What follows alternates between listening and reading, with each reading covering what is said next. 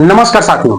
7 मई को केंद्रीय गृह मंत्रालय ने कुछ राज्यों को मॉक ड्रिल के आदेश दिए। मॉक ड्रिल क्या होता है? जब हम किसी देश पर अटैक करने की तैयारी करते हैं या किसी देश पर जब हम अटैक करते हैं तो वो देश रिटेलिएट करता है, यानी जवाबी कार्रवाई करता है, और उस कार्रवाई से बचने के लिए अपने नागरिकों को तैयार करना ही मॉक ड्रिल कहलाता है। यानी किसी भी विपरीत परिस्थिति में से निपटने के लिए अपने नागरिकों को तैयार करना ही मॉक ड्रिल कहलाता है। मॉक ड्रिल में क्या होता है?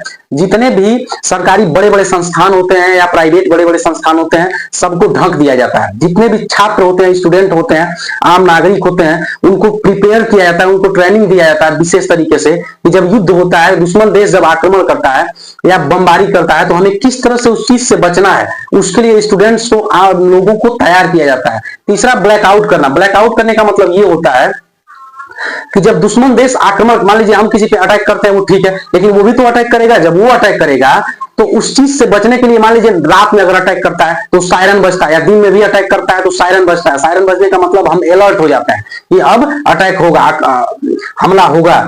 तो उस समय ब्लैकआउट जब किया जाता है तो ब्लैकआउट करने का मतलब है पूरी बत्ती जो शहर की होती है, पूरा बल्ब जो होता है बुता दिया जाता है, बंद कर दिया जाता है, सारा बल्ब बंद कर दिया जाता है। बल्ब बंद करने के बाद अगर रात का समय होता है तो हम दुश्मन को गुमराह करने के लिए एक टेक्निक का उपयोग करते हैं।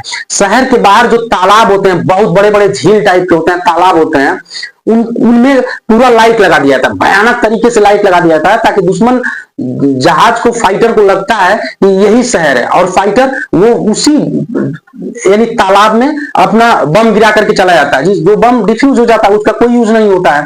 ठीक है। इसके बाद भी जो सरकारी महत्वपूर्ण संयंत्र क्षेत्र हैं उनको सुरक्षित किया जाता है इस क्षेत्र में।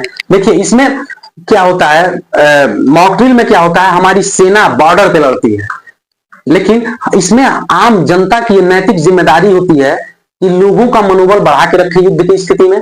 दूसरी बात, लोगों को किस तरह से सुरक्षित रखें, हम किस तरह से लोगों को सुरक्षित रखें, लोगों को किस तरह से मोटिवेट रखें इस परिस्थिति में, यही मॉक ड्रिल का मेन उद्देश्य होता है। ठीक है, आज के लिए इतना ही। Thank you.